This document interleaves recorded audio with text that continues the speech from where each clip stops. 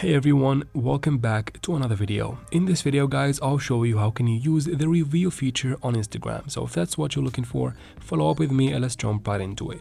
First, of course, you open your Play Store or App Store, depends on what device you're using, and make sure you have the Instagram app updated to the latest version.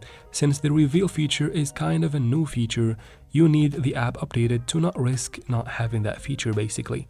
After that, you open the Instagram app.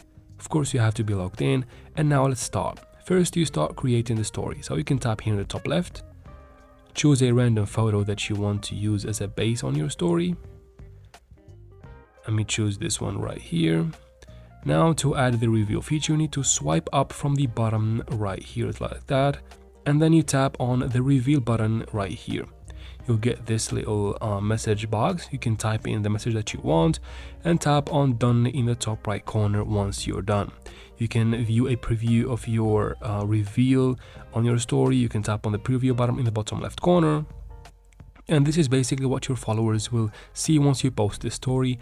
They will have to tap on that button and message you in order for them to reveal the story for themselves. And that was how can you use the reveal feature on Instagram.